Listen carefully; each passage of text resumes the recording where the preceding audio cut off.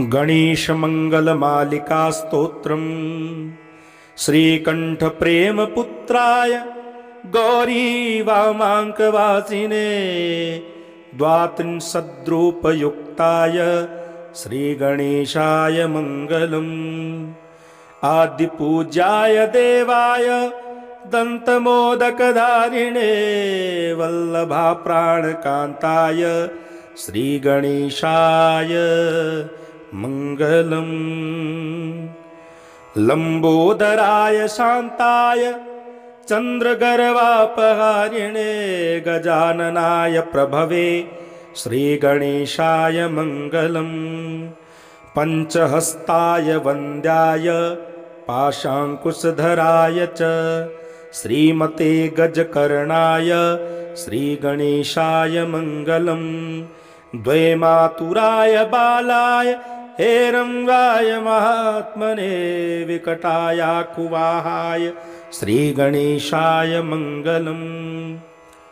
प्रश्नशृङ्गायाजिताय क्षिप्राभीष्टार्थदायिने सिद्धिबुद्धिप्रमोदाय श्रीगणेशाय मङ्गलम्।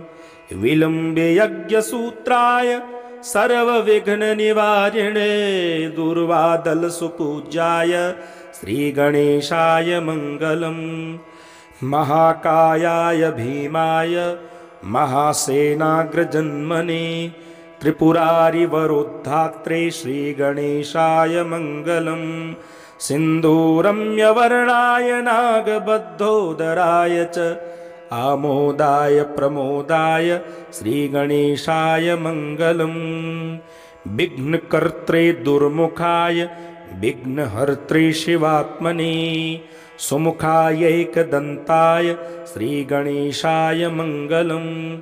समस्तगणनाथाय विष्णवे धूमकेतवे तृक्षाय फालचन्द्राय श्रीगणेशाय मङ्गलम्। चतुर्थीशाय मान्याय सर्वविद्याप्रदायिने वक्रतुण्डाय कुब्जाय श्रीगणेशाय मङ्गलम्।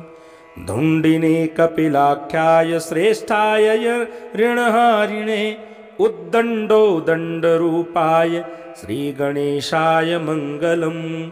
कष्टहर्त्रे द्विदेहाय भक्तेष्टजयदायिने विनायकाय विभवे श्रीगणेशाय मङ्गलम्।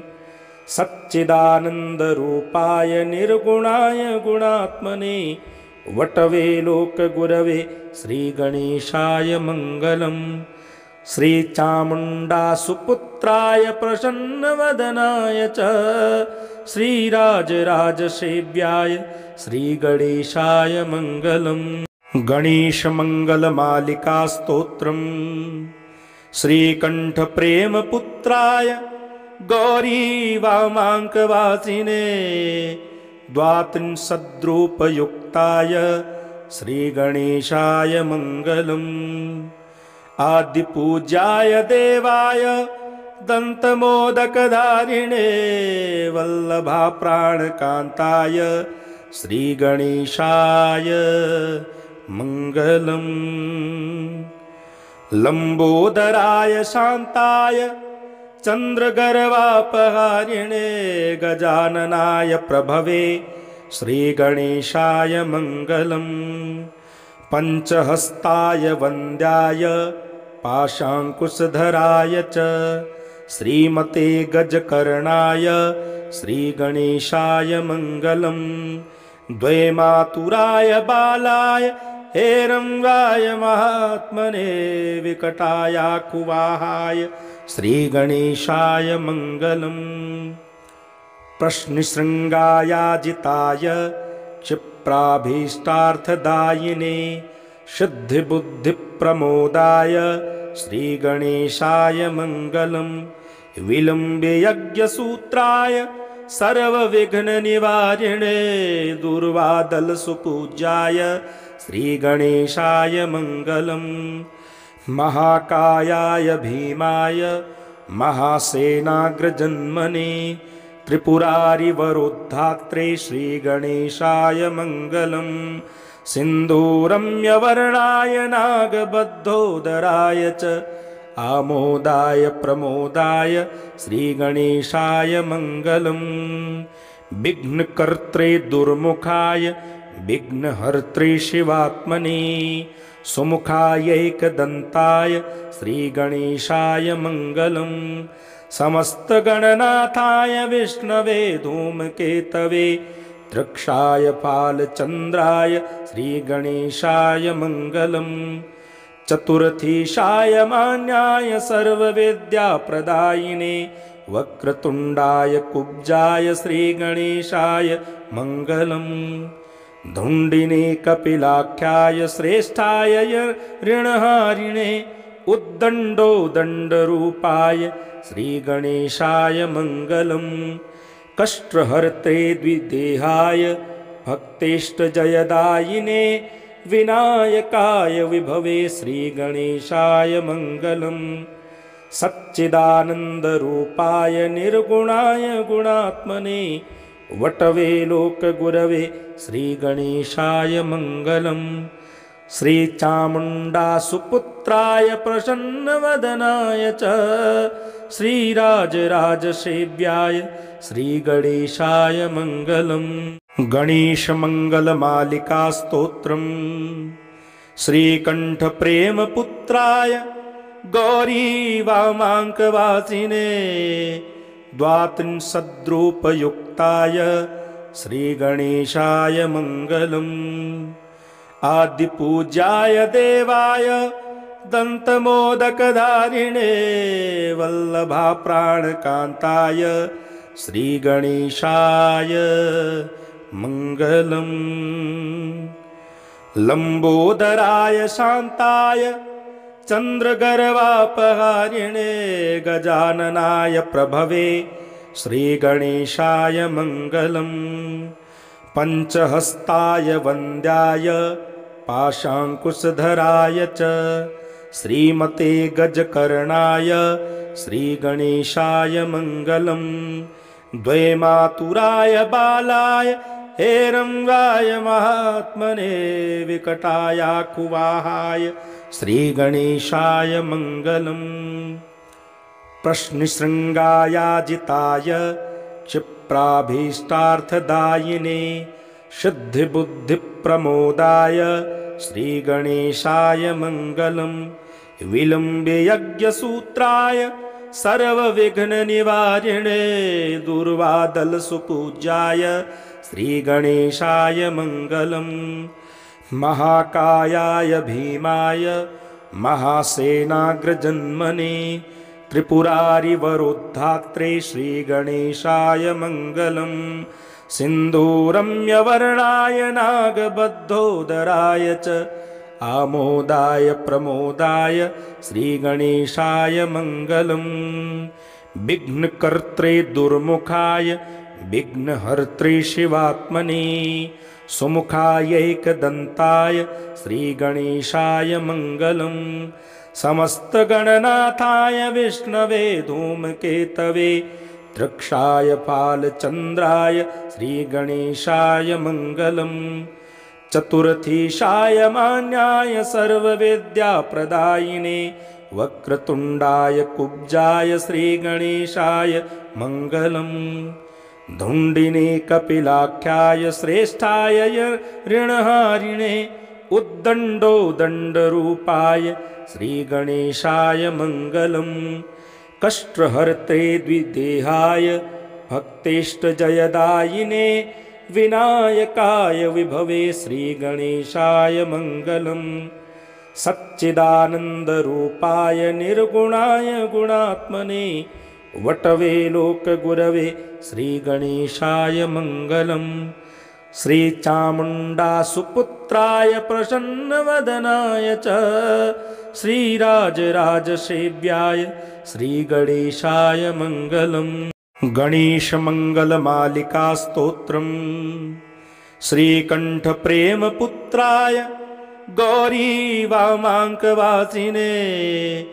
द्वात्रिंशद्रूपयुक्ताय श्रीगणेशाय मङ्गलम् आदिपूज्याय देवाय दन्तमोदकधारिणे वल्लभाप्राणकान्ताय श्रीगणेशाय मङ्गलम्। लम्बोदराय शान्ताय चन्द्रगर्वापहारिणे गजाननाय प्रभवे श्रीगणेशाय मङ्गलम्। पञ्चहस्ताय वन्द्याय पाशाङ्कुशधराय च श्रीमते गजकर्णाय श्रीगणेशाय मङ्गलम्। द्वैमातुराय बालाय हेरङ्गाय महात्मने विकटायाकुवाहाय श्रीगणेशाय मङ्गलम्। प्रश्नशृङ्गायाजिताय क्षिप्राभीष्टार्थदायिने सिद्धिबुद्धिप्रमोदाय श्रीगणेशाय मङ्गलम्। विलम्बे यज्ञसूत्राय सर्वविघ्ननिवारिणे दुर्वादलसुपूज्याय श्रीगणेशाय मङ्गलम्। महाकायाय भीमाय महासेनाग्रजन्मने त्रिपुरारिवरोद्धात्रे श्रीगणेशाय मङ्गलम्। सिन्दूरम्यवर्णाय नागबद्धोदराय च आमोदाय प्रमोदाय श्रीगणेशाय मङ्गलम्।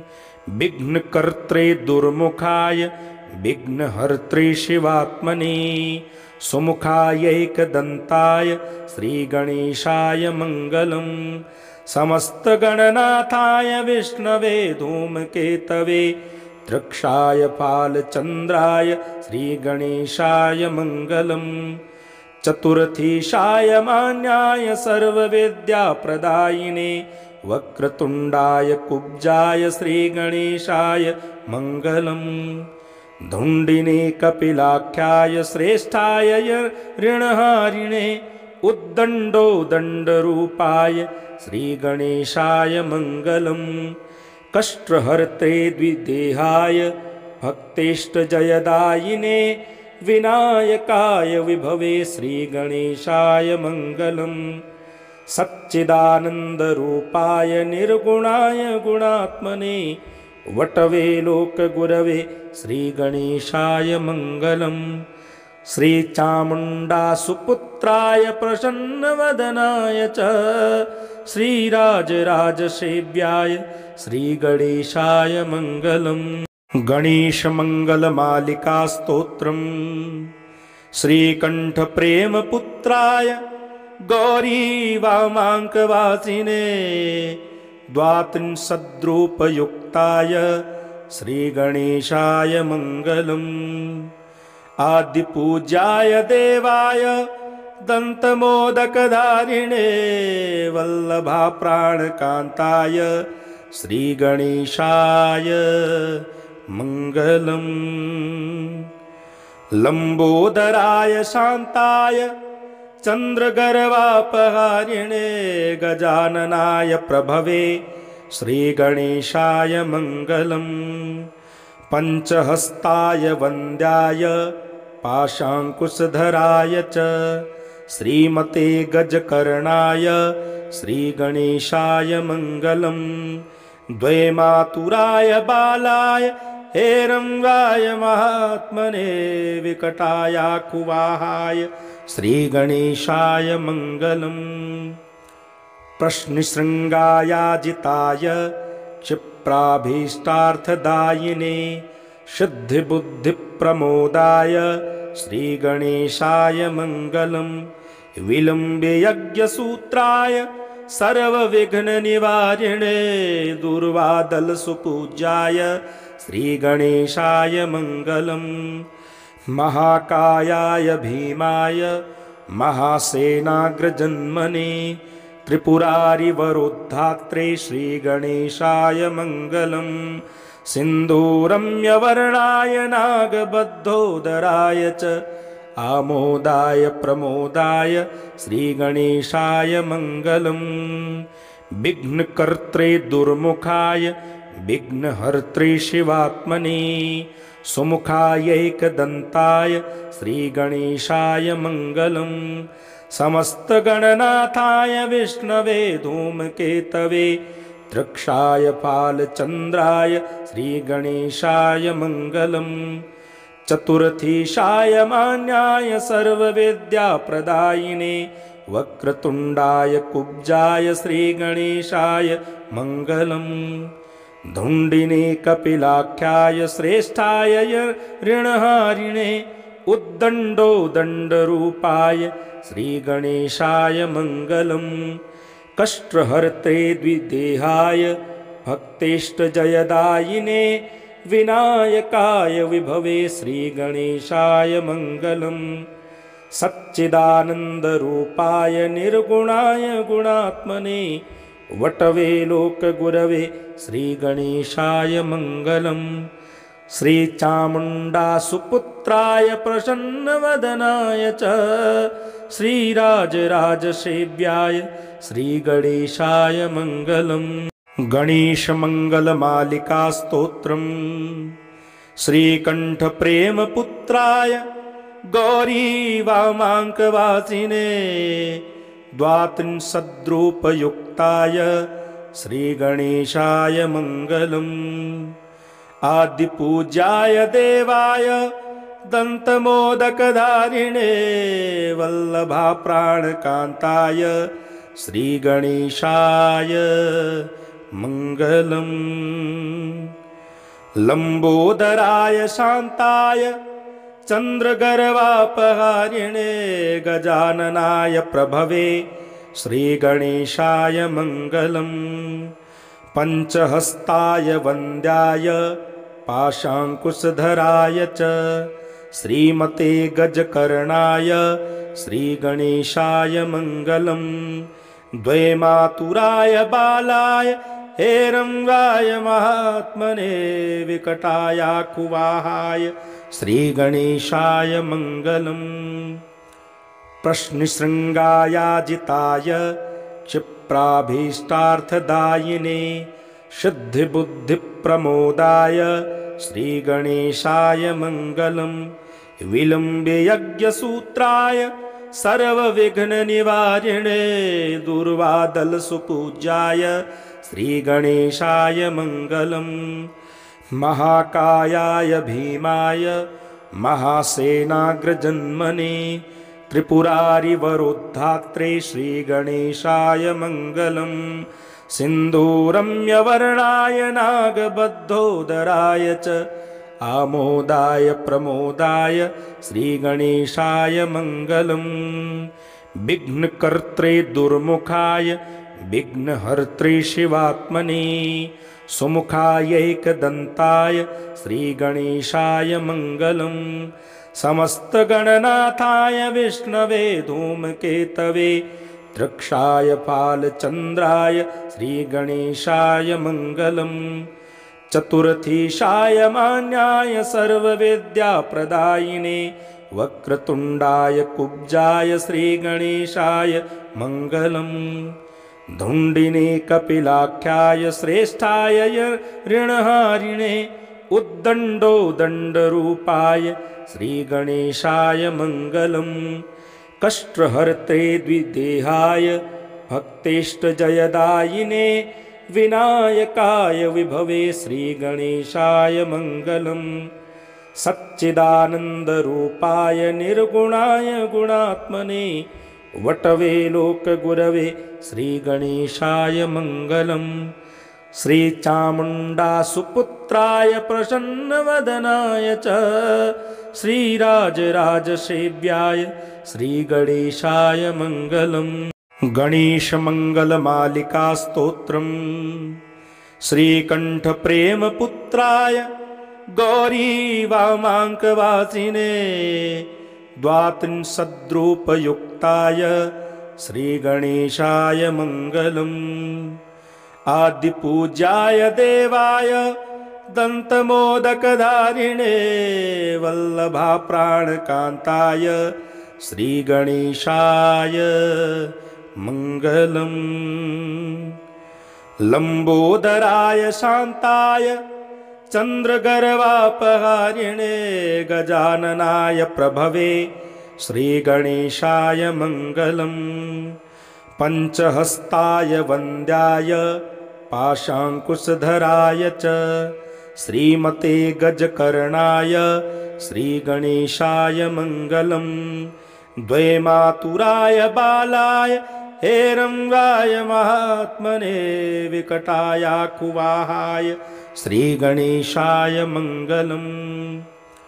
प्रश्नशृङ्गायाजिताय क्षिप्राभीष्टार्थदायिने सिद्धिबुद्धिप्रमोदाय श्रीगणेशाय मङ्गलम्। विलम्बे यज्ञसूत्राय सर्वविघ्ननिवारिणे दुर्वादलसुपूज्याय श्रीगणेशाय मङ्गलम्। महाकायाय भीमाय महासेनाग्रजन्मने त्रिपुरारिवरोद्धात्रे श्रीगणेशाय मङ्गलम्। सिन्दूरम्यवर्णाय नागबद्धोदराय च आमोदाय प्रमोदाय श्रीगणेशाय मङ्गलम्। विघ्नकर्त्रे दुर्मुखाय विघ्नहर्त्रे शिवात्मने सुमुखायैकदन्ताय श्रीगणेशाय मङ्गलम्। समस्तगणनाथाय विष्णवे धूमकेतवे दृक्षाय फालचन्द्राय श्रीगणेशाय मङ्गलम्।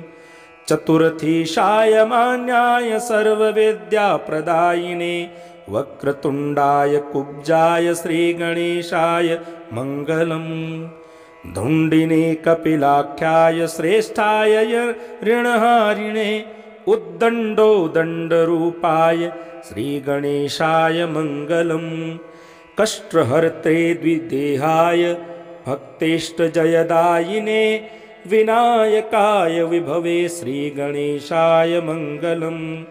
सच्चिदानन्दरूपाय निर्गुणाय गुणात्मने वटवे लोकगुरवे श्रीगणेशाय मङ्गलम्।